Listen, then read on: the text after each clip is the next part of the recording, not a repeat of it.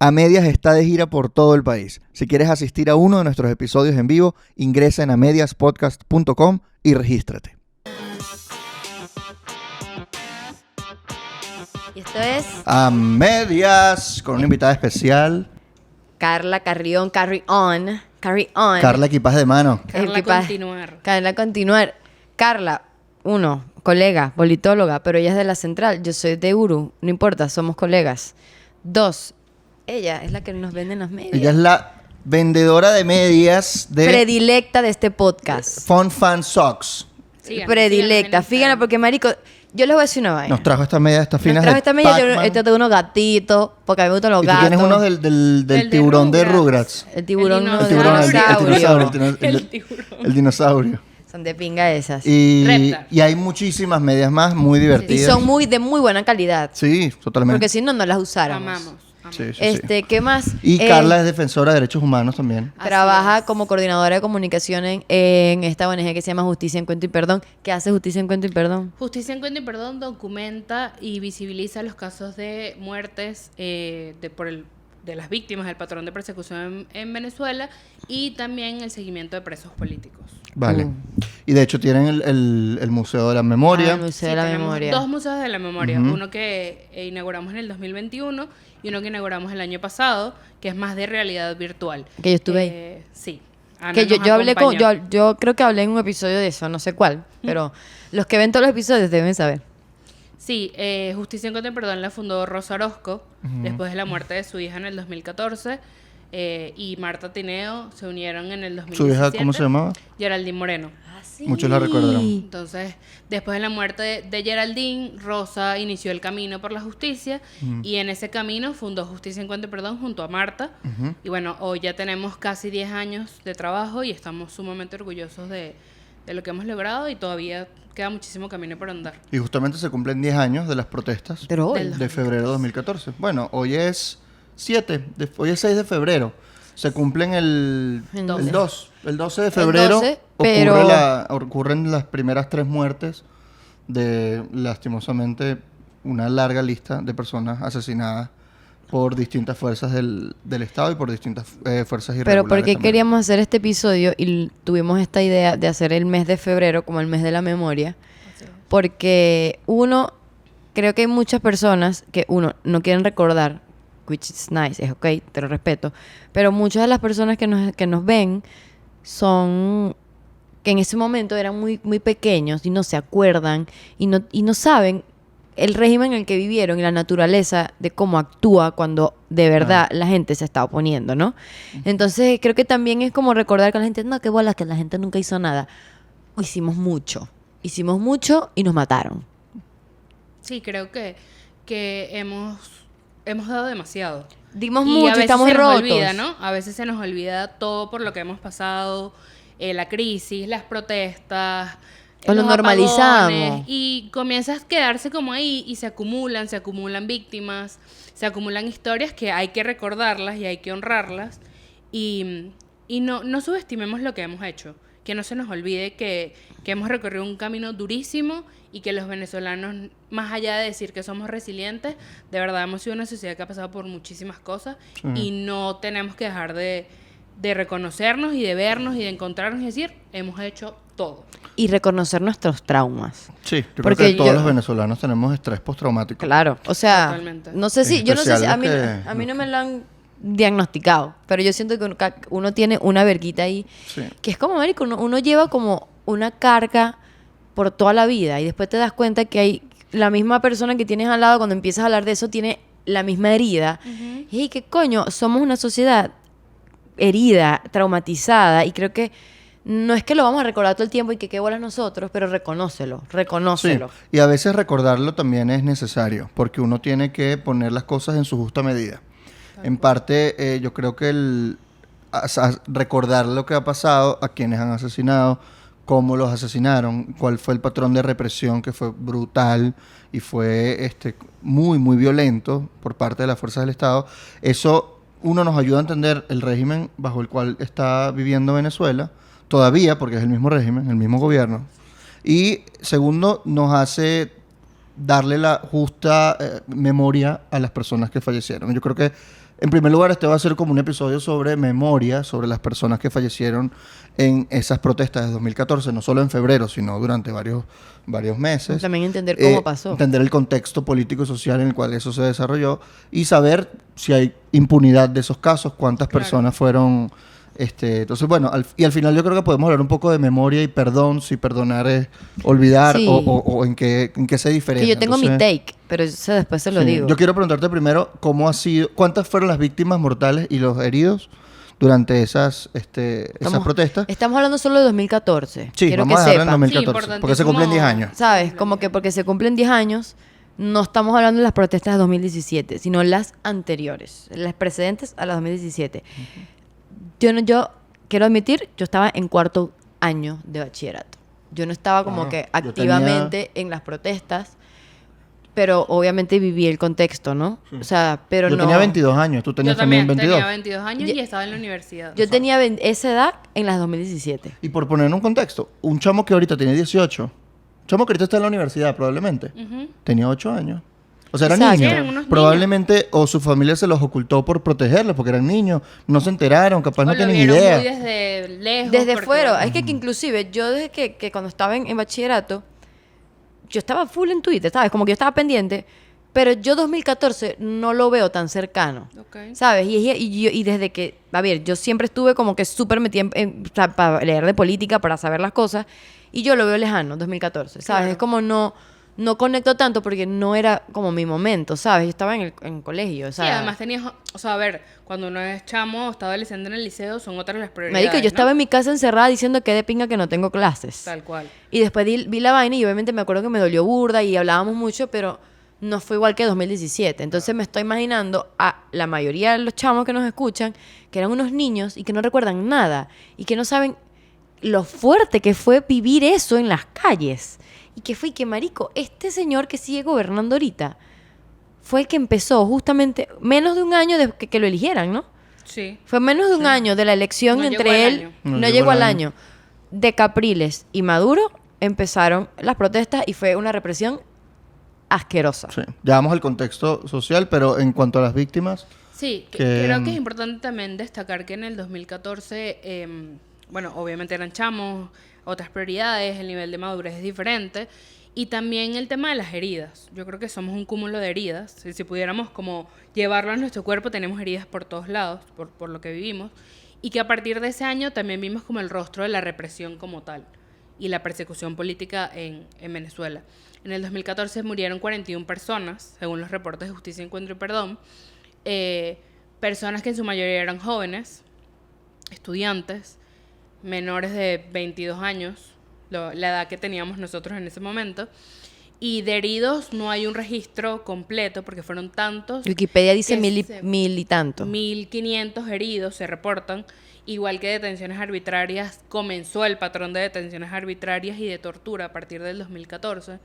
Entonces creo que fue como un hito importante, a pesar de que muchos no lo van a sentir cercano, pero en nuestra historia contemporánea es un hito importante.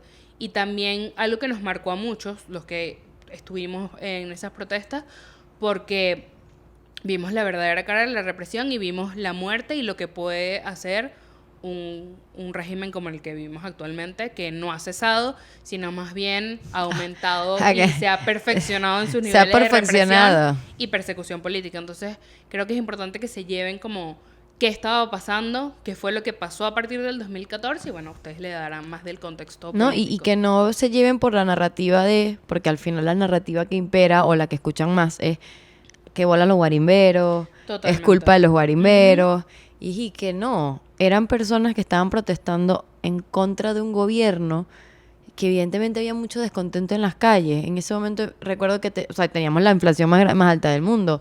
O sea, los precios del petróleo habían bajado, teníamos la esperanza rivísima cuando estábamos en las elecciones con Capriles y la gente andaba como que, ok, voy a vivir en... fue el primer año de contracción económica. Fue el primer Sí, año de porque- contracción y fue un año económica. antes de que declararan emergencia humanitaria compleja en Exacto. Venezuela. Y aparte que ahí Maduro empezó a gobernar por estado de excepción. Ujú. Entonces era suspensión de garantías constitucionales, ¿no? Sí, Entonces, sobre todo había en temas económicos. en Sí, temas el decreto de económicos. guerra Entonces económica, empezamos a ver cómo las cosas se agravaban en nuestras caras. Y la oposición había cantado fraude en las elecciones de Maduro y Capriles. Y creo que ahí el mismo Capriles lo Capriles cantó. lo dijo, creo que... A ver, no quiero culparlos porque tampoco... O sea, no puedo decir como que sí, todo el mundo sabe cómo actuar en contra de una dictadura, ¿no? No, estábamos ahí aprendiendo que eran dictaduras y nadie le decía dictadura. Sí, se estaba como... Se, O sea, se decía, pero era incómodo. Era incómodo. Bueno, de hecho, la salida, que va a iniciar todo el tema de las protestas, son los primeros que lo dicen como de frente. De frente Es una y dictadura. fue incómodo. Y fue incómodo y recuerdo que en 2017 tampoco se quería decir dictadura hasta que fue como, marico, ya va. Inevitable. Es inevitable, pero les costó llegar a eso y creo que una de las cosas que para mí fue un error es no llevar las cosas por su nombre. O sea, si ya tú no tienes Estado de Derecho, tú eres un gobierno autoritario, tú no eres, tienes déficit democrático. El culo mío tiene déficit democrático, pues, o sea, por Exclamó favor. la princesa. Perdón, pero es como que da Muy rabia académico, muy académico. cuando uno, muy académico, por supuesto. Pero eso pasó, ¿no? Veníamos de lo de Capriles y Maduro, En el 2013. 2013, y de la nada a mí, coño. Se denuncia fraude, al final el CNE dice, bueno, vamos a ver, vamos a chequear, no sé qué vaina, al final no terminan chequeando nada. Pero fue algo logístico, Se ¿no? O sea, termina lo que yo quiero Maduro, saber. eso, termina Maduro en el poder y en enero del 2014 ocurren varias cosas que hacen que la oposición empiece a protestar, la oposición sobre todo del lado de Voluntad Popular o bajo el liderazgo de Leopoldo López, María Corina Machado y Antonio Ledesma, que ellos organizan la salida y la anuncian el 23 de enero Le del llamamos 2014. la salida. Vamos a definir la salida. Pero también unos días antes había pasado un acontecimiento que fue de un impacto nacional muy grande, que fue el asesinato de Mónica Espíritu. Mónica Espíritu. Ah, porque aparte estaba el momento de inseguridad, Sí, asesinato, altísimos niveles de inseguridad, robo. Sí. Entonces estabas como... secuestros. O sea, además de que ya comenzábamos con el tema de la contracción económica, también los niveles de inseguridad ciudadana eran altísimos. Sí. Entonces, esos Secuestros, fueron como- asesinatos. Dentro de las casas de estudio robaban a los estudiantes, o sea, Constantemente. había muchísimas... Íbamos viendo cómo nuestro nivel de vida iba Pero, y disminuyendo. se veía, lo tenías encima. O sea, estaba encima de nosotros como, Estaba encima. como nos veníamos viendo y creo que eso fueron el cúmulo de cosas que estaban ocurriendo que llevaron como a esta... Eso. Asesinan a Mónica Spear el 6 de enero en la carretera hacia el Cambur, se llama eso. Es como entre el Palito y Puerto Cabello. y Puerto Cabello. Y eso conmociona a todo el país porque asesinan a ella y al esposo delante de su hija. Hace poco, de hecho, salió una entrevista de su hija, se hizo viral y la hija ya es una señorita. Una O sea, chama, 15 pues. años. debe tener, sí, 15 años, imagínate. O sea, entonces ha pasado tanto tiempo. Eso en ese momento fue un shock muy grande. Todavía había más medios, entonces era de un impacto mayor. Había televisión, había Radio. prensa escrita. Yo creo que todavía el Nacional salía impreso, vainas así. Ya ¿no? teníamos Globovisión, ¿no? Sí, y Globovisión se el vendió. Universal Se también. vendió la misma semana que la elección de Capriles y Sí, yo me acuerdo que hubo un Últimas momento... Noticias todavía existían. Últimas Últimas Noticias Noticias todavía era opositora. era opositora. Bueno, era independiente. Era Ahorita es independiente. Oficialista. Ahorita todo lo que lean en Últimas Noticias es mojón. Pero el Nacional salía impreso, Este- etcétera, ¿no? O sea, había una sensación de que todo el país hablaba de eso. Ahorita uno no sabe qué es de lo que habla el El país. impacto que pueda Que tener una imagina, noticia. exacto, y creo que me gustó que tocáramos el tema de los medios, porque obviamente ahí vemos el papel de los medios de comunicación en que se mueva la opinión pública y que la gente actúe sobre algo. O sea, el hecho de que ahorita estemos con la censura aquí, que obviamente uno ve las cosas que la gente hablaba en 2014 y que en este momento tú no, con el culo tú puedes decir eso. O sea, tú no puedes decir esto, no escuchas nada y estás como en una cámara hermética donde de verdad te cuesta mucho tener información y difundirla. En ese momento no era así. O sea, obviamente había censura, estaban cerrando que sí un medio, que sí un radio, pero la gente podía llegar a la información por canales tradicionales. Incluso las redes sociales, o sea, en el Y las redes 2014 sociales jugaron mucho. Estaban muy en auge Twitter, o sea, era como un Sí, medio de información. Bastante. Y recuerdo que en las protestas era como fundamental el uso de las redes sociales en Sí, Twitter. lo era. Incluso la cobertura de los medios de comunicación de las protestas fue mucho más Sí. amplio que lo que fue en el 2017, De hecho- 2019. o De hecho, sea. mucho más que Instagram. Sí, Porque Instagram estaba incipiente en ese momento, no estaban era como haciendo- demasiado. Ahí ese era- momento era Twitter, No ¿verdad? era lo más de entendía, la gente no fotos. lo entendía. Era más de fotos, los videos eran que sí, 15 segundos, yo me Ajá. acuerdo. O sea, y después pasó un minuto, o sea... Sí, Instagram Inst- estaba muy todavía como Instagram muy debe tener como reciente. 5 años siendo una red de videos, Sí, sí, sí. realmente.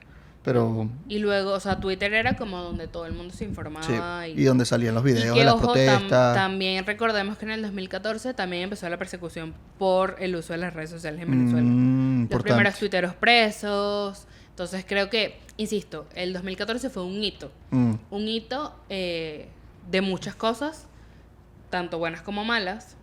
Porque bueno, obviamente la persecución aumentó muchísimo en esos Y años. empezamos a ver los patrones que Sí. se siguen repitiendo ahorita. Y vemos cómo ellos aprendieron. Ellos aprendieron en 2014 para aplicar en 2017 las técnicas de represión. O sea, todo eso uno lo ve en ese momento. Y fue el inicio. Fue como, mira, qué mamahuevos son. ¿Sabes? Nosotros lo llamamos en JEP el inicio de todo. Me gusta. Fue el 2014 para nosotros el inicio de todo. Tanto como organización, como el patrón, muy bien como tú lo mencionabas. De represión. De represión y de todo lo que vivimos. Cuenta qué fue la salida. Para los que no sepan qué es la salida. Uno piensa en la salida, ¿qué pensáis vos? Yo pienso en Leopoldo así, mientras se lo llevaban preso. Ujú. Pero la salida fue, lo voy a leer textual. Fue una campaña política opositora emprendida en Venezuela el 23 de enero de 2014 y cuyo objetivo era encontrar una salida pacífica, democrática y constitucional al gobierno de Nicolás Maduro y con ello poner fin a la revolución bolivariana, bla, bla, bla. ¿Qué terminó en eso? Leopoldo preso y Sí, la bueno, gente fuera a las calles. citan a la gente a protestar el 2 de febrero, ¿correcto? 12. 12, el Día de El la 12. Juventud. El 12 que fue el El Día de la 2 Juventud. hubo algo. El 2 hubo... No recuerdo bien. Recuerdo, creo que fueron unas asambleas Ajá. para hablar del tema de la salida, pero luego como la gran manifestación, porque también recordemos que los estudiantes, el movimiento estudiantil tuvo como un protagonismo importante en el 2014, porque bueno, Sí. con todo esto que veníamos conversando del tema de la inseguridad en las universidades, la disminución de la calidad de vida, los estudiantes decidieron salir también y apoyar estas convocatorias el día de De la hecho, juventud. yo ya no estaba estudiando, pero ese día yo me estaba presentando en la Simón. Y al salir, todos los líderes estudiantiles estaban como, ¿qué pasó? ¿Qué es lo que? ¿Qué es lo que dijeron? Y vaina, vamos a hacer la vaina, vamos a meternos para no sé dónde y tal. Entonces empezó como el tema ahí de los chamos, como que vamos a organizarnos para protestar. Ya ellos estaban montados en la cosa. Y ya, bueno, 2 semanas después, 10 días después fue la primera convocatoria y la primera protesta fue el 12 de febrero, que llevan hacia el Ministerio Público. Pero eso liderada fue por a nivel nacional. Leopoldo López. Sí, se hizo toda una O convocatoria a sea, nivel quiero que nacional. sepan que o sea, ¿por qué? Porque ustedes los cuentan y ustedes estaban en Caracas. O sea, ustedes En vivían. Valencia, en Carabobo, Valencia, Exacto. recuerdo. Barquisimeto también, también. Pero Barquisimeto. yo estaba en Maracaibo. Entonces era como que yo veía la vaina, pero yo siento que ustedes tienen como que como Sí. el front row, ¿sabes? Es como... Por eso Sí, me sí, gusta sí. escucharlo, porque yo lo vi en Maracaibo y lo vi como... A ver, fue fuerte. Me acuerdo que mi mamá venía al trabajo y me decía, no pude pasar. Estaba en las calles como que prendías en fuego, qué bola. Eso ya a mí me daba miedo porque mi mamá a veces llegaba tarde porque estaba todo trancado. Y había como que llegaste en la noche y entonces había gente rara en la calle y era como que, ok, chimbo.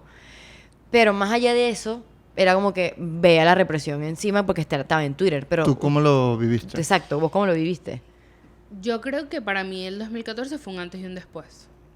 Y justamente en un post que hicimos en JEP sobre cómo recuerdas el 2014, digo que fue una herida que todavía no está sanada.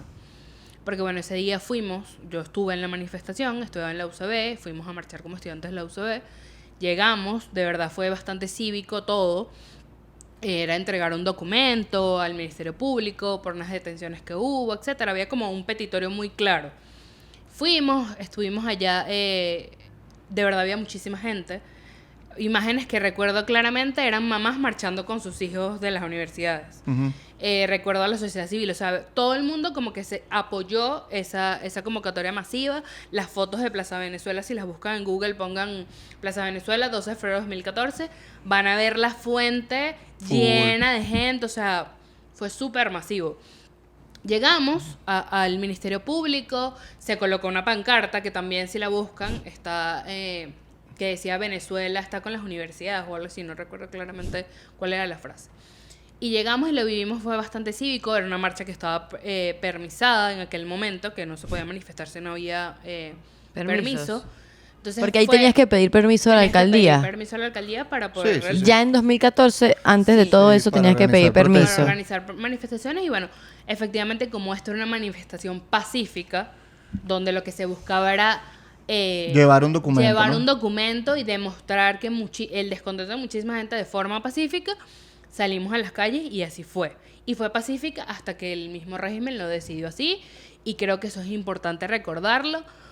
Y luego vino la muerte de Basil. Ese Basil día da murió Costa. Basil da Costa en la Candelaria. De hecho, si ustedes van a la Candelaria, hay un... Nosotros le tomamos una foto y un video porque pasamos por ahí hace poco, lo vamos a poner aquí para que vean. Para que vean dónde fue el lugar exacto. Incluso en YouTube ustedes pueden ver el video, porque gracias a vecinos de la Candelaria lograron captar el momento cuando Exacto. Basil cae. Y también hay fotos de cuando sus compañeros lo recogen. Luego lo pueden buscar también en internet. Y son imágenes muy duras, porque uno lo que piensa es que pudo haber sido cualquiera de nosotros que estuvo ahí.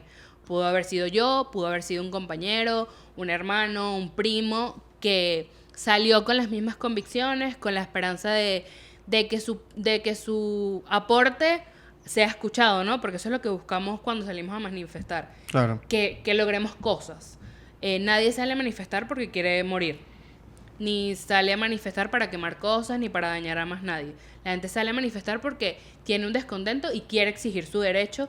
Y en una democracia tiene que ser respetado el derecho a la manifestación. Y a partir de ese día, después de la muerte de Basil, luego en horas de la noche de Redman, en Chacao, y antes de Juancho Montoya, fue muy duro ver, de hecho me acuerdo y como que genera muchas cosas, porque fue demasiado duro ver a alguien morir así, de esa manera, y no paramos. O sea, después fueron muchos Basiles. Ujú. Y eso no creo que sea normal, ¿no? Y como generación no creo que sea normal acostumbrarnos a pensar que si sales a reclamar un derecho te van a matar. Claro. Y la vida, que es el derecho humano fundamental, en Venezuela no está garantizado. Entonces creo que el 2014 nos mostró mucho de eso. Luego también hubo detenciones arbitrarias, 12 personas detenidas ese día, y luego de ahí no paró. Hasta que, bueno, cesaron el tema de las protestas.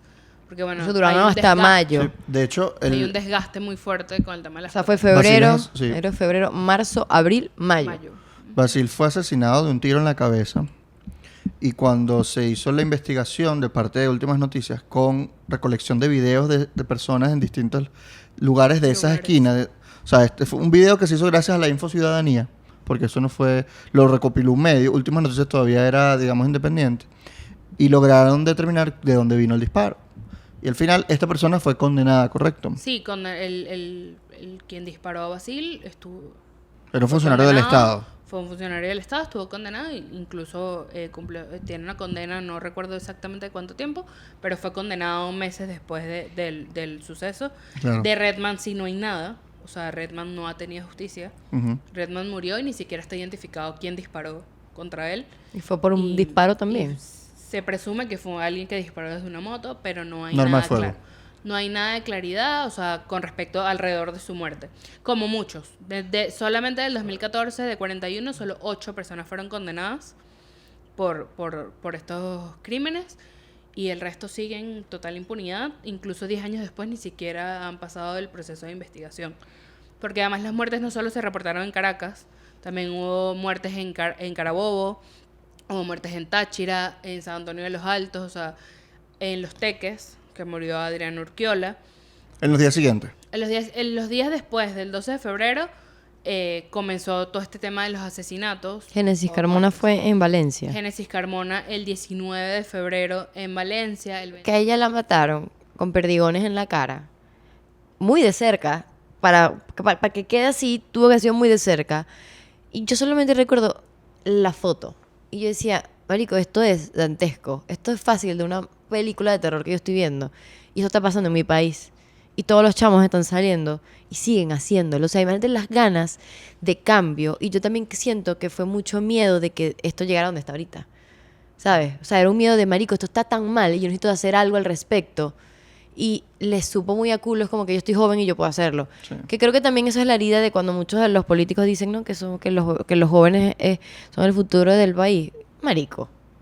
Sí, los jóvenes han Coño, dado marico. demasiado. O sea, a ver, Coño, marico, son todos. ¿Sabes? No. no le pongas el peso de la responsabilidad a, primero, chamos, porque al final somos chamos, que no tenemos experiencia, no sabemos a lo que nos estábamos Y enfrentando. lo que quieres es un país mejor, marico. Y lo que tú buscas es genuinamente, y esto quiero que lo entiendan, es genuino el sentimiento que teníamos y tenemos muchos de querer una vida mejor.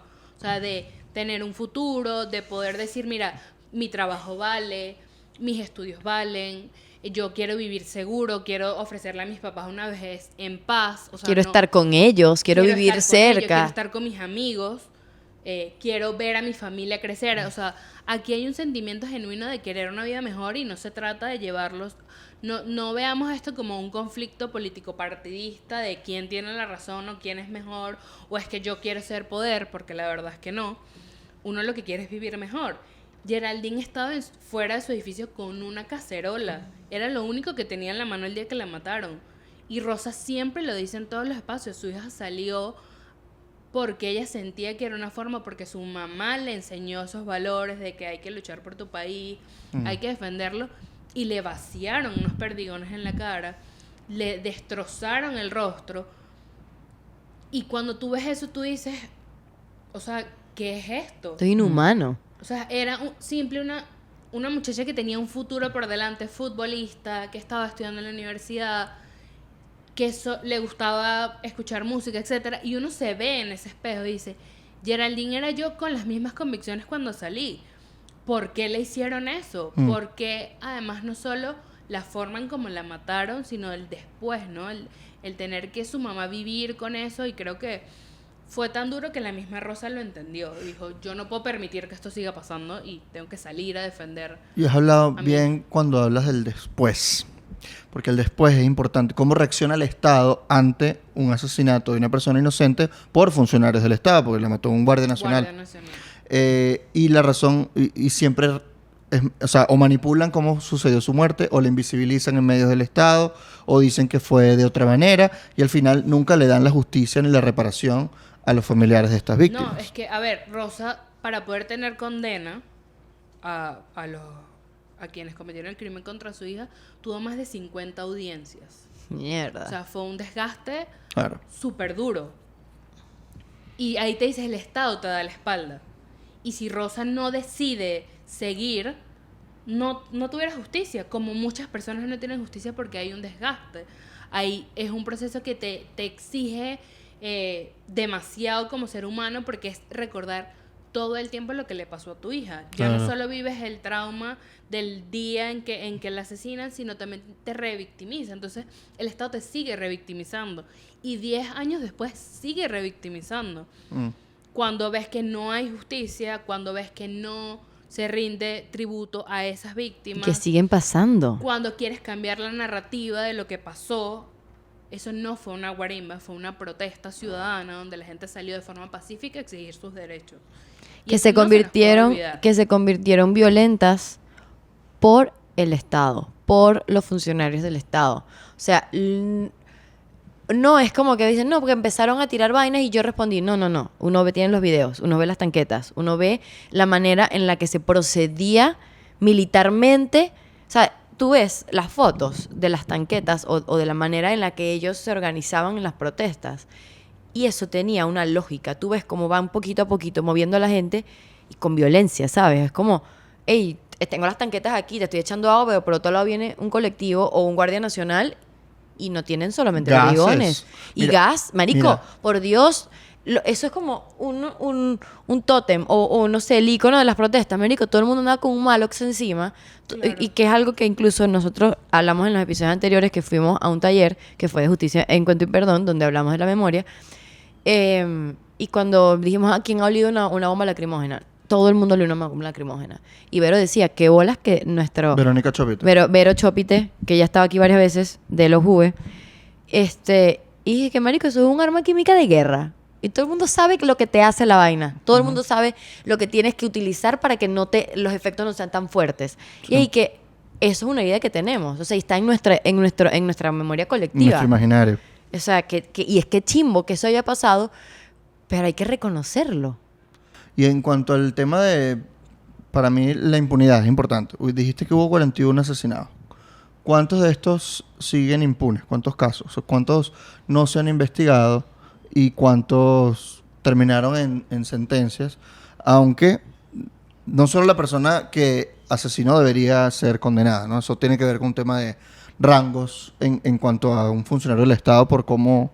Tú nos puedes explicar un poquito más de esto. Para que haya realmente justicia, tienen que pagar todas las personas que, digamos, estaban por encima de él en cuanto a Sí, rango. es importante el tema de la cadena de La mando. cadena de mando. Porque bueno, no podemos ver esto como hechos aislados y incluso si quieren saber más de este tema, los invito a que lean los informes de la misión de determinación de los hechos, las declaraciones que ha dado la CIDH. O sea, esto ha estado lo suficientemente documentado para demostrar que ahí empezó el patrón que comentamos al principio y que no solo es un patrón por persecución política, como lo denominamos en la organización, sino que también hay un patrón de impunidad. Porque en el 2014 de los 41, solo 8 han sido condenados, es decir que 33 están sin condena. Incluso más de la mitad de ellos están apenas en el proceso de investigación por el Ministerio Público. O sea, ni siquiera se ha investigado los autores materiales e intelectuales de ese crimen. No se sabe quién lo hizo. 10 años después. Y eso te da un mensaje también porque 10 años después, ¿cómo investigas? Ya no hay testigos, ya las familias muchas se han ido del país. O sea, ahí te das cuenta que es un patrón de impunidad también que sigue y empezó en el 2014 y continúa hasta el sol de hoy por cualquier persona que muera por cualquier delito que cometa algún funcionario del Estado. Algo interesante de esa época y de lo que pasó después es que en ese momento el ministro de Interior y Justicia, Miguel Rodríguez Torres, empieza como que era militar, es militar, empieza como una represión muy fuerte contra los estudiantes que estaban acampando en la Plaza Altamira. ¿Y en dónde más estaban? Estaban en la sede del PNUD en Altamira y estaban en la Plaza Bolívar de Chacao y en la Plaza Alfredo Sadel en Las Mercedes. Tenían un tiempo allí acampando y un día los levantaron a todos, se los llevaron presos. Sí. O sea, fue a ver, en el 2014, como mencionamos al inicio, también fue conocido por el tema de las detenciones arbitrarias por parte del Estado. O sea, cada manifestación había personas detenidas. Eran reportes todas las noches. Recuerdo que una persona que inició todo este tema de documentar y visibilizar, además del Foro Penal, fue Melanio. Melanio ayudó muchísimo al tema de los estudiantes detenidos durante el 2014. Y también como que se empezaron a organizar diferentes formas de protesta en algunos focos de la ciudad y de esas detenciones arbitrarias nació La Tumba. Pueden buscarlo en internet. De hecho hay una narración que hace Loren Salén, que estuvo preso en La Tumba, de cómo era La Tumba, donde... Eso está en internet, la Sí, narración. la narración, incluso tú puedes ver cómo era La Tumba por dentro. Yo quiero explicarle a la gente, los que no saben, porque yo creo que uno habla de centros de tortura, uno habla de tortura, pero no saben que está como escondidos a plain sight, a la vista, pues. plena vista. A plena vista. La tumba, y me dijeron, hay información nueva de que no hay una sola tumba, obviamente, esa es la más famosa, pero hay como cuartos parecidos en muchos centros de detención. La tumba está debajo del edificio del SEBIN, que está en Plaza Venezuela, y son los sótanos. Y la tumba es porque es distinta, porque es tortura blanca. Y es como, marico, todo el mundo sabe que la tumba está ahí y nadie hace nada, ¿no? Es como que qué bolas que tú pasas por el edificio del SEBIN y que ahí abajo hay gente siendo torturada. Sí, 3, 4 sótanos abajo hay gente. Y ahorita entiendo que por tema del mismo reporte de la misión y las presiones de las organizaciones de derechos humanos internacionales, no hay nadie detenidos ahí. Pero hay en otros lados. Ahí también estuvo detenido Baduel, o sea, hay varios reportes, insisto, si quieren saber más, pueden documentarse en los informes de la misión que han hecho gracias al trabajo de las organizaciones de derechos humanos en Venezuela y de los testimonios de los expresos políticos. Si buscan en internet pueden ver lo que es La Tumba, que fue creación de Miguel Rodríguez Torres, que después fue preso político.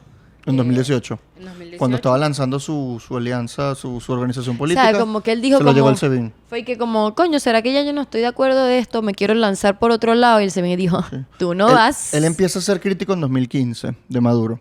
Lo destituyen ahí mismo. Y empieza a ser crítico y lo termina metiendo preso en el 2018. Estuvo años preso y lo excarcelaron, lo exiliaron. Sí, él tuvo que salir. Que por cierto, España, ¿no? Sí. Yo no le tengo empatía a ese señor, pero al mismo tiempo, él igual no tenía que estar preso por esas razones. Claro, él tuvo que haber sido juzgado en tal caso Papi, por haber sido por el haber ministro. sido un ministro O por los delitos que cometió. o por los Sí. delitos que No cometió. se nos puede olvidar que la cárcel no puede ser un pase de factura, ¿no? Hay unos estándares internacionales, tenemos una legislación interna que dice cuando una persona comete o no un delito, siempre hay la presunción de inocencia y no podemos normalizar ese tipo de cosas. ¿Ok? Cuando hablamos de detenciones arbitrarias porque no hay Un es procedimiento. flagrancia, no hay un procedimiento, No hay una orden sino- judicial. no hay una orden judicial, sino simplemente yo te agarré. Además, Es como un secuestro, papá. Es un bueno, hay secuestro. una diferencia con secuestro, porque en el secuestro hay una transacción. Ah, mira. Cuando se habla de secuestro, hay una transacción económica para tú devolverle la libertad a esa persona. Aquí no es como que, papi, Pero te cuando agarro. yo te agarro, es una detención arbitraria Mm. por parte de funcionarios del Estado. Entonces, creo que es importante lo que sucedió alrededor del 2014, porque, insisto, sentó precedentes de lo que vimos más adelante en el año 2017, lo que vimos en el 2019 y lo que hemos visto a lo largo de cada vez que las personas se organizan para protestar. Ya sabemos que va a venir. La policía comienza a molestar a la gente, no puedes pasar, etcétera, o te detengo previo a la manifestación, o te persigo después de la manifestación. O si por lo menos una manifestación pequeña, siempre va a haber muchísimos policías alrededor. Funcionarios policiales, porque no quieres que eso ocurra. Que ojo, en otros países es normal que haya presencia de funcionarios del Estado, porque bueno, tienes que garantizar el orden público, que no afecte el derecho del otro, pero eso no es una excusa para tú abusar y violar un derecho humano de una persona al detenerla, al cometer un crimen contra su humanidad o etcétera. Claro, porque uno ve los policías aquí y no es como que ellos van a preservar el orden público. Esto es como que este carajo puede salir de la nada y yo no sé quién va a llamar, yo no sé qué va a utilizar, pero estoy siendo vulnerable. O sea, eso es como una figura de Claro, poder que te dice, te estoy mirando y te puedo joder. Uno no se siente seguro. O sea, ese es el no, tema. exacto, no me Claro, siento seguro. Seguro y no sientes confianza de tus propios Cero funcionarios confianza. policiales, que su rol es cuidarte a ti, no cuidar al poder. Ujú. Que son cosas que no, son pequeños detalles que no podemos olvidar ni normalizar. Los funcionarios policiales están para preservar la vida de los ciudadanos. Los militares están para defender la soberanía nacional, no para asesinar estudiantes, ni para detener a personas, Ni para reprimir ni para manifestaciones. reprimir manifestaciones, porque ese no es su rol. Ni para servir al poder. Porque nosotros no somos enemigos de nuestro propio país. Nosotros queremos un país diferente o que sean garantizados nuestros derechos, que eso es lo que deben hacer los funcionarios policiales. Entonces, hemos hablado como que muchas cosas que han ido ocurriendo a partir del 2014.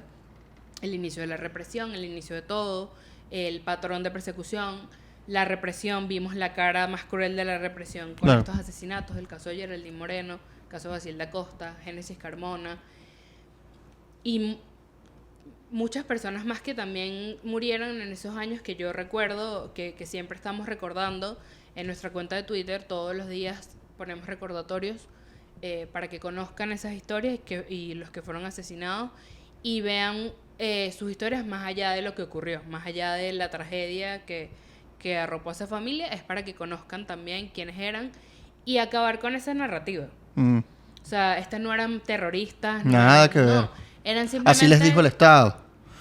Por eso es importante, y lo que tú mencionabas hace rato, después de ser asesinados también lo seguían Los siguen revictimizando. y lo seguían criminalizando. O sea, creo que empieza también la criminalización de la protesta, porque no es que no existía la represión antes de 2014, para aclarar eso. O Eso sea, es importante. es el inicio de este patrón de represión que menciona Carla. Exacto. Pero antes sí yo había. recuerdo... Aquí no se salva Chávez, ¿oíste? Sí, yo recuerdo al difunto decir, me lo echan gas del bueno y me lo metan preso. Y candelita que se prende, candelita que se apaga. Yo recuerdo todo eso. Y porque, a ver... Pero no hay había un patrón de escuchen, asesinato así como hay- coño pasó con esta... Exacto, pero hay una narrativa que está tanto desde la oposición y el madurismo, es que hay una diferencia. O sea, el madurismo es distinto a Chávez y Chávez fue el bueno. Y que No. no. El madurismo es el hijo que engendró, o sea, el chavismo engendró al madurismo. Y que el madurismo se vio en circunstancias de radicalizarse para mantenerse en el poder es otra cosa. Pero ya Chávez era autoritario, ya Chávez no respetaba el Estado de Derecho, y ya Chávez vivía en un régimen híbrido. Eso quiere decir que había autoritarismo y estaba a ver, Utilizaba los mecanismos de la exacto, democracia. utilizaba los mecanismos de la democracia para autocratizar el país. Que se haya muerto el pana antes de que cayeran los precios del petróleo y que tuviste que cambiar tu herramienta política para ser más represivo, para mantenerse en el poder, es otra cosa. Y que le cayó a Maduro, bueno, qué leche tuvo este carajo, ¿no? Pero Maduro siguió los pasos de Chávez y lo que hizo fue ser peor, porque necesitaba mantenerse en el poder. Entonces dijo, ¿sabes qué? Yo tengo el control de las Fuerzas Armadas, yo tengo el control de los colectivos y de la Fuerza de Seguridad. Vamos a ver qué hacemos porque esta gente se queda quieta. Y ellos aprendieron, y de aquí en adelante hemos visto que ahora de un régimen híbrido pasamos a una full dictatorship, a un full régimen autoritario cerrado, hegemónico, como tú que le quieras llamar. No, y hay que destacar que el tema de los derechos humanos es condenable en cualquier circunstancia. Sí. No se trata solamente de criticar por criticar o decir que Maduro Chávez era malo o que la democracia fue mala, que Carlos Andrés Pérez fue... No. Hay unos derechos humanos fundamentales que deben garantizar el Estado y que cuando se atenta contra eso se tiene que decir, se tiene que buscar justicia para las víctimas y también la no repetición, que es mucho de lo que se busca con esto. Aquí no se busca... En el caso de las organizaciones de la sociedad civil, aquí no se busca culpar a nadie más allá de lo que ellos mismos hacen. Me explico, o sea, si tú cometiste un crimen, tú sabes que tienes que pagar por ese crimen que cometiste. Claro. Es así. Si tú violaste derechos humanos y sigues violando derechos humanos, tú sabes las consecuencias de violar derechos humanos y las consecuencias que van a tener en la sociedad. Y creo que el trabajo que se ha hecho de las organizaciones de la sociedad civil es que eso no se normalice, que no se nos olvide y que dejemos de acumular víctimas. O sea, que no veamos normal que el Estado viole derechos humanos y que seamos nosotros garantes de esos derechos, porque también es responsabilidad de nosotros como sociedad recordar a las víctimas, no olvidar lo que pasó, porque esto es algo mutuo. Vemos países como Chile, que luchó contra una dictadura donde los espacios de la memoria vienen desde la misma sociedad, porque ellos deciden no olvidar. En Argentina, las Madres de Mayo. O sea, tomemos esos ejemplos también nosotros como país y hagamos ese ejercicio de memoria. Y no desde el dolor. Hay que transformar el dolor en justicia. Eso es una frase que siempre utilizamos en EB. ¿Cómo se hace eso? De transformar el dolor en justicia, es decir, no me quedo paralizado por el dolor, que obviamente es muy difícil, sino son que heridas que lo puedes utilizar para movilizarte. Que sea un movilizarte. motor para que eso no le ocurra a alguien más. Ya nosotros no queremos más Rosa Orozcos, no queremos más madres como la mamá de Basil, como los Pernaletes en el 2017, como la familia de Neomar, como la mamá de Joyner Peña, como muchísimas madres, muchísimos hermanos. Ya nosotros no queremos más eso. Entonces, pero eso también exige que como ciudadanía reflexionemos de nuestro pasado y revisemos qué fue lo que hicimos y lo que dejamos de hacer para llegar a lo que tenemos hoy. Porque esto es una consecuencia de muchas cosas. Insisto, no se trata de buscar culpables. Es el gobierno. Es el Estado que tiene una política de persecución contra los ciudadanos. Y eso no es democrático. Es no cero se nos olvide democrático. cuáles son, de qué es una democracia, cómo se vive una democracia y también la responsabilidad que tenemos como ciudadanos de cuidar la democracia. De cuidarla y de entenderla. Porque hay algo que me estoy dando cuenta y creo que es un trend mundial y me preocupa burda porque la gente dice, bueno, pero es que están pasando tantas cosas malas y necesitamos un dictador, ¿sabes? Es como, ay, necesitamos no sé qué. Y es como, tú sabes que un dictador viola derechos humanos y que ahorita le esté violando derechos humanos a una gente que a ti te parece de pinga que lo está haciendo, que no es de pinga, lo puede hacer contigo, ¿sabes? Sí. Es como... Y eso no lo hace bueno. No tiene límites. No hay dictaduras buenas. No hay Exacto. dictaduras buenas, a pesar de Aunque te que tú ayude. digas, me defraudó la democracia. Ok, pero la democracia es perfectible y te está dando mecanismos. Yo sé que hay mecanismos de la democracia que lo pueden usar los autócratas, pero creo que también hay una falta de los demócratas en el mundo de verdad enseñar el valor de la democracia, ¿no? Porque en democracia el deber ser, y eso no quiere decir que las democracias son perfectas y que algunas, una violacióncita de derechos humanos de vez en cuando sí es condenable. Tienes un procedimiento, tienes una confianza en tus instituciones y sabes que esto no va a pasar. O por lo menos tienes mecanismos para que no pase y tienes un espacio cívico donde tú puedes presionar para eso. Pero entonces la gente está pidiendo por una dictadura y es como se les olvida que en dictadura es esto, es violaciones de derechos humanos, es violación al debido proceso, es arbitrariedad de donde sea, eres vulnerable a donde sea y por lo que digas cuando a ellos porque quieren. La democracia no es eso, o sea, la democracia es todo lo contrario. La democracia te permite que cuando tú haces exigencias al poder no termines en una celda en la tumba o no tengas miedo de que te meta el SEBIN en un lado y tu familia no sabe dónde está. No, y que hay instituciones donde tú puedes denunciar alguna violación de derechos humanos y la institución debería hacerse cargo. O sea, en una democracia pasa eso. O sea, en una democracia pueden ocurrir, como tú decías, O sea, no son violaciones de perfectas. derechos humanos. Claro que pueden ocurrir. Pero las personas suelen tener justicia o pueden ir a un lugar donde puedan pedir justicia, sin que las revictimicen, sin que los medios de comunicación los humillen, porque algo que hacía cierto personaje en Televisión Nacional, mientras había protestas y represión en la calle, decía bailen salsa, y bailaba salsa con su esposa en Televisión En Nacional. Televisión Nacional. O sea, bailaba salsa sobre la sangre de las personas que Y habían sido asesinadas. Entonces, esa humillación también es parte de un sistema, de un patrón de represión. No es solamente el hecho en sí, sino toda la impunidad que hay alrededor. Sí, y no relativicemos el tema de las violaciones a los derechos humanos, porque todos tenemos un número en dictadura y el día de mañana puedes ser tú por cualquier circunstancia y eso no es una forma de vida, ¿no? O sea, nadie quiere morir por alzar su voz o porque simplemente saliste a buscar una bolsa de comida, porque también hay víctimas de eso, o porque no tuviste el tratamiento médico, que la salud es un derecho. Entonces, las dictaduras no son buenas, la democracia tiene sus defectos y Venezuela puede dar fe de ello, pero al final las democracias tenemos la capacidad de debatir, ¿no? De crecer, de decirnos en qué estamos o no de acuerdo, pero en dictadura no se puede, o sea, no puedes decirlo. Y ves historias tan simples como gente que salió a la calle a pedir cosas y mira cómo terminó. Y ahí te pones, y creo que eso es un ejercicio que debemos hacer como ciudadanía, en decir, bueno, queremos esto de verdad, hasta dónde estamos dispuestos a llegar, incluso para el liderazgo político. Esto también es un llamado de atención para ellos, porque no solo utilicemos a las víctimas como o parte de la narrativa, Como de un instrumentalizarla discurso. para el discurso. No, porque va más allá de eso. El día de mañana, si las cosas llegan a cambiar en Venezuela, esas víctimas necesitan medidas de reparación, necesitan ser honradas, necesitamos no volver a repetir estos ciclos de violencia, necesitamos construir una sociedad que no lo vea desde la venganza, ni yo quiero castigar al otro por lo que hizo, sino por mecanismos de justicia que garanticen verdaderamente una sociedad mucho más justa. Porque bueno, obviamente la gente está acostumbrada a que bueno, aquí todo va, nos queremos ir siempre a los extremos, ¿no?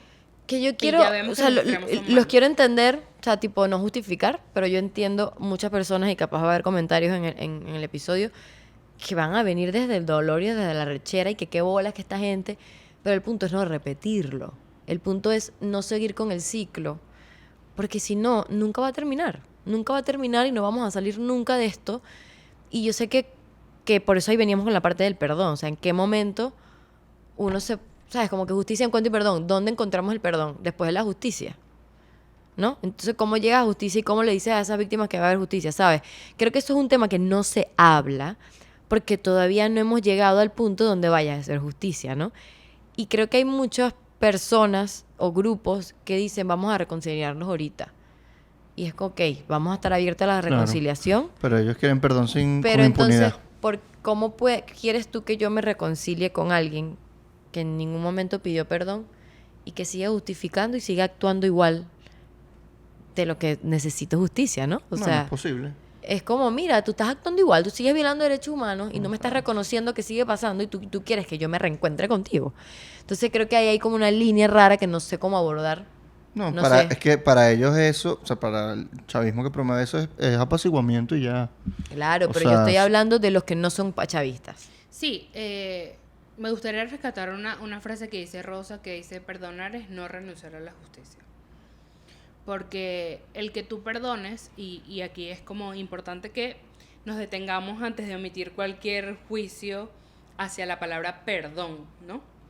Porque bueno, está muy satanizada la palabra perdón, además no tiene una connotación religiosa, como la vemos desde Justicia, Encuentro y Perdón, sino es una forma de perdonarte a ti mismo. Porque cuando las personas pasan por por momentos traumáticos o viven en estos círculos de violencia, de revictimización, es normal y es humano el rencor, el odio, incluso cómo te sientes con lo que pasó, ¿no? Y eso te exige a ti verte, hacer retrospección, en decir, bueno, ¿qué es lo que yo quiero? ¿Cómo me quiero sentir yo con esta circunstancia? Pero eso no significa que tú renuncies a la justicia. No puede haber perdón con impunidad, no puede haber reconciliación con impunidad. O sea, si vemos estos niveles de impunidad, ¿cómo pretendes que la gente se olvide de lo que pasó? ¿Cómo le dices a una mamá, a un hermano, a una persona que tiene su familiar hoy preso, que pase la página, que no pasa nada? No, porque eso es impunidad. Porque eso es impunidad. Y creo que hasta irrespeto con lo que pasó. Claro. ¿Por qué quieres que yo me olvide de esto? Y además como sociedad es necesario. O sea, necesitamos recordar lo que pasó para avanzar y para no repetir lo que vivimos, para no volver a eso, a decir, bueno, vamos a dejarnos que la violencia llene, porque aquí, la verdad somos un país sumamente violento. Y estos espacios y lo que pasó nos tiene que hacer reflexionar, no llenarnos de ira, no querer insultar a la gente, no. Sí, es normal, es humano, pero eso no nos va a llevar a nada porque mira dónde estamos. Con un gobierno cada vez que persigue, que criminaliza, entonces ya tú dices, bueno, ¿qué más puedo hacer yo? Bueno, intentemos reconstruir, pero cuando la herida esté sanada, no cuando la herida está abierta y le sigues echando alcohol o vinagre a la herida para que siga doliendo y pretendas que yo me olvide de lo que pasó. Sí, algo que no dijimos, y creo que es importante decirlo, es que el 12 de febrero sale en la noche la orden de captura contra Leopoldo López. Y el 18 de febrero él se entrega. Con una marcha de nuevo, y luego hay protestas y todo lo demás, y lo meten preso. Y es el primer, y lo condenan además. Pero no lo condenan ahí, lo condenan después. No, lo condenan 3 años después.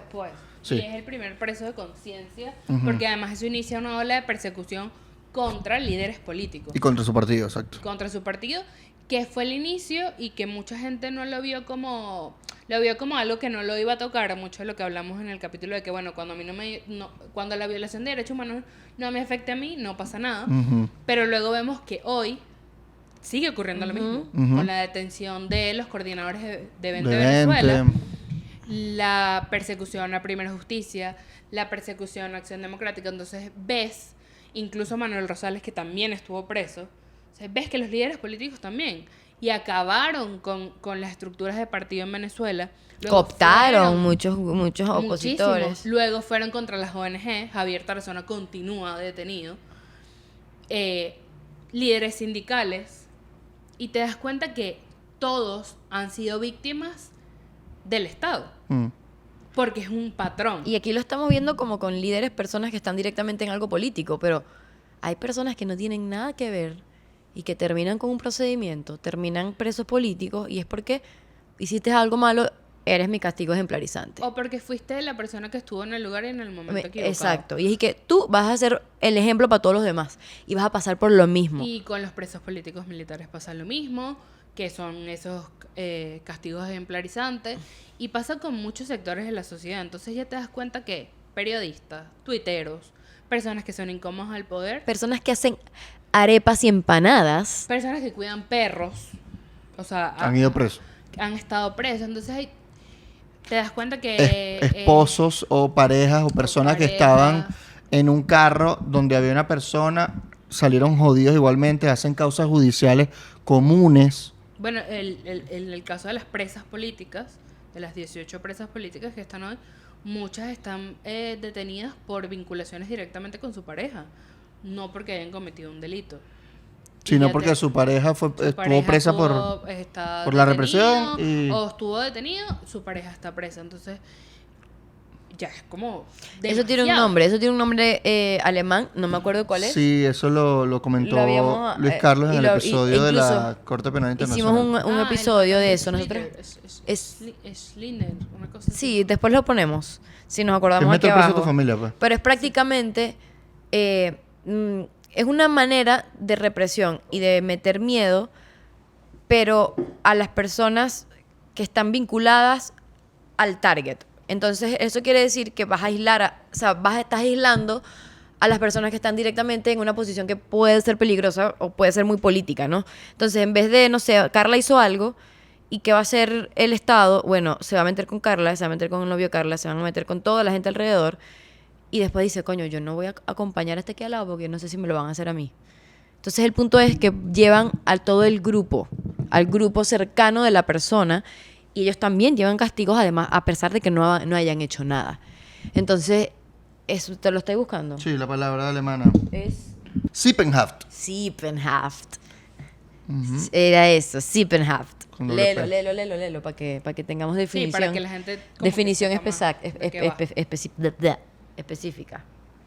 El Sippenhaft es un concepto jurídico establecido en el Tercer Reich, según el cual un acusado de crímenes de Estado extendía automáticamente su responsabilidad penal en igual medida hacia sus parientes, de modo que tales familiares del acusado eran considerados igualmente culpables, arrestados y en algunos casos también condenados a muerte por el delito que cometió su pariente acusado.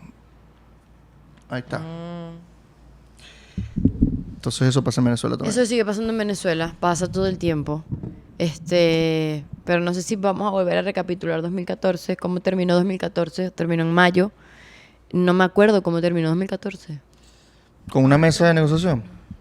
¿Cuándo fue la mesa en la que se sentó? Sí, fue una elección. Que se sentaron todos y fue una Pero yo creo que eso fue televisado. 2016 o 2015. No. Yo todavía estaba en el colegio y me acuerdo que yo vi ese diálogo televisado que fue una mierda.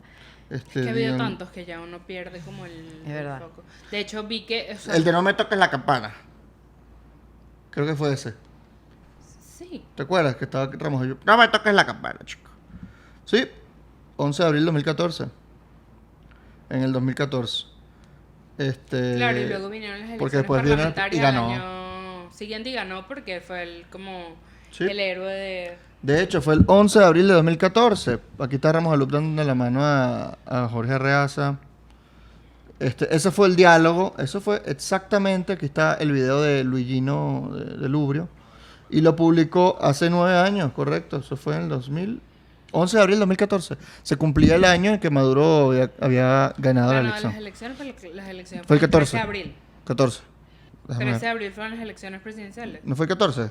14 de abril. Déjame buscar el... Con elecciones Maduro Capriles. Abril, el 13 de abril porque fue domingo, 13. 13 de abril, no se me Correcto. olvida. Porque además ahí también hay una narrativa, cada 11 tiene su 13. Claro.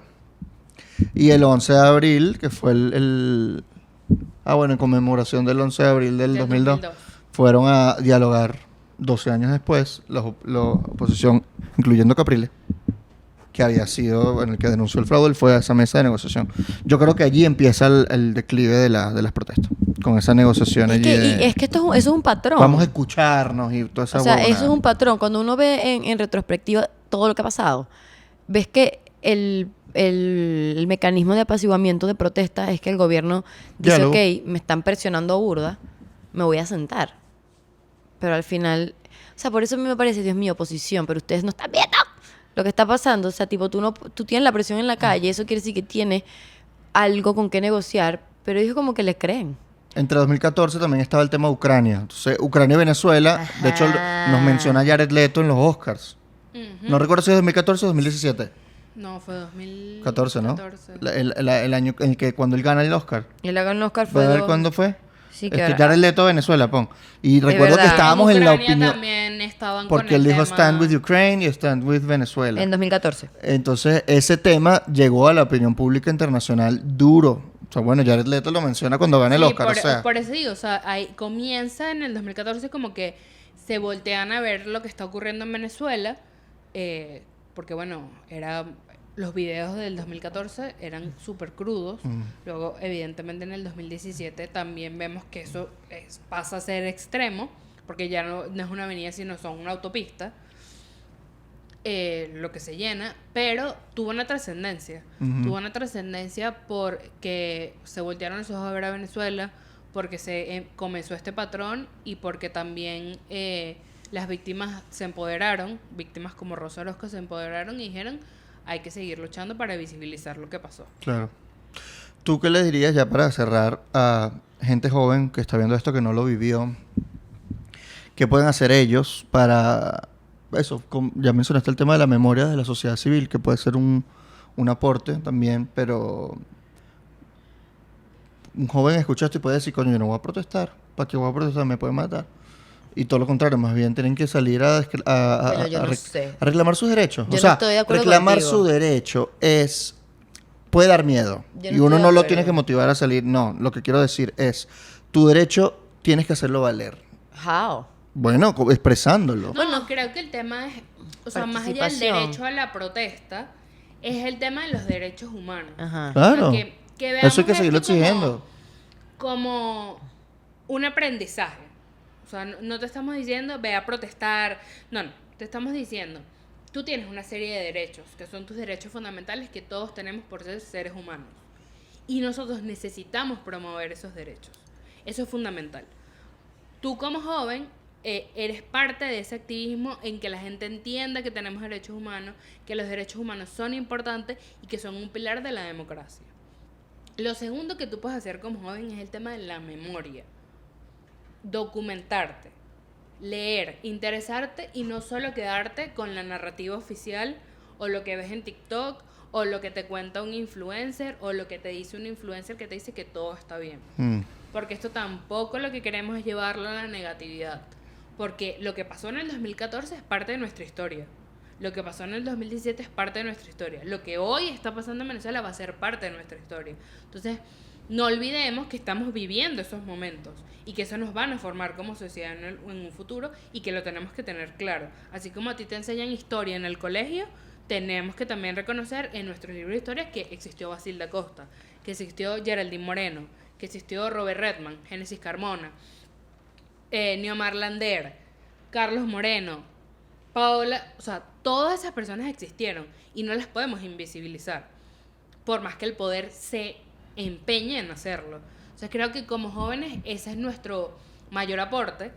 Y En aprender la que historia. escuchamos, en aprender la historia, replicarla y hablarlo incluso, preguntarle a otras personas, documentarse, interesarte por estos temas. Y no verlo como algo lejano a ti o como que no me importa, porque no, eso es parte de lo que somos como sociedad. Y también tú le puedes rendir tributo a esas personas. Tú también puedes conocer la historia de Basil, puedes conocer lo que fueron, lo que los motivaba, y eso va a ayudar. Porque aquí no se trata de que tú salgas mañana a protestar, ni nada por el estilo, sino que tengas conciencia de lo que está pasando en tu país. Claro, pero es que también la protesta cívica y pacífica es un derecho. O sea, tú puedes hacerlo, es un derecho a la Sí, libertad pero de no le expresión. diga que vayan. Yo no le estoy diciendo que vayan. Yo no quiero, yo lo que iba a hablar personalmente. Yo no protestaría otra vez. ¿Pero por qué? Because I'm fucking scared. Ajá, si no dejan lanzar a tu candidata, ¿tú no vas a salir a protestar? Probablemente, no sé. Claro que sí. Sí, voy a salir, ¿verdad? Uno tiene miedo y trauma, pero que uno tiene que expresarse. Pero no les digas que vayan. No le estoy diciendo que vaya, le estoy diciendo que no es un delito. No es un delito, tú puedes, eso es El un Estado derecho. lo criminaliza, no es un crimen protestar. No lo es, pero te van a tratar como si Como fuese un decir crimen. tu opinión no es un crimen, Claro. como la salud es un derecho, como la vida es un derecho, La educación. como recrearte es un derecho, La vida digna. el agua es un derecho, la manifestación es un derecho, siempre y cuando sea pacífica y respetuosa de los demás. Claro. O sea, si tú salgas a decir, quiero esta vaina, quiero mis derechos, está bien. Eso Está no- bien, está bien. Eso no tiene nada de... Y no puede, y de malo. aplica para todo tipo de derechos, porque incluso no solo de derechos políticos, derechos ambientales, derechos de género, derechos de tu comunidad, o sea, la protesta, insisto, la protesta no tiene solo un origen político, la protesta es diversa. O sea, ustedes pueden ver y documentarse en internet que hay formas incluso artísticas de protestar, la música como protesta, la poesía de protesta, o sea, hay muchas formas. Y que no nos quedemos solo con el conflicto político partidista, porque eso hace muchísimo daño. Claro. Nos mete siempre en el conflicto y la verdad que eso no es positivo para una sociedad ni para lo que queramos construir en el futuro. No, al final lo que queremos es democracia, básicamente, y que haya justicia, ¿no? ¿Qué trabajo está haciendo ahorita JEP Venezuela para recordar estos 10 años? Vamos a sacar un especial por los 10 años. Es una crónica donde van a poder conocer como algunos testimonios de familiares. También vamos a sacar un video como para resumir qué fue lo que pasó, para recordar a esas víctimas y honrarlos, que es nuestro rol. Nuestro rol siempre es recordar, a honrar y construir memoria. Ese es nuestro papel y lo decidimos así porque sabemos que es la forma de reconciliarnos, de perdonarnos y que en un futuro va a ser fundamental para rescatar la democracia y para seguir promoviendo los derechos humanos. Hacer memoria también es una forma de hacer activismo por la defensa de los derechos humanos, porque no podemos normalizar lo que está pasando en nuestro país, sino luchar para que eso cambie y para que la gente deje de creer que porque tengamos ciertas concesiones, las cosas van a mejorar. Claro. Gracias, Cuando se dice Carla. prohibido olvidar, Prohibido olvidar. Y en conclusión, quedamos a medias. gracias por quedarse en este episodio. Gracias, Carla, por tremendo episodio que nos diste. Gracias, Carla. por nuestras medidas increíbles que nos trajiste hoy. Súper Sigan a Justicia, Encuentro y Perdón en las redes sociales. Búsquenlo. Y Está en la síganos a descripción. nosotros. Le damos el Arroba link. JEP Venezuela. Les Síganos dejamos a nosotros, no sean así. Y nada, nos vemos en la gira. en Patreon, donde van a ver Y en muchas Patreon, cosas para que tuvimos hablemos cortar. cositas que tuvimos que cortar. Chao.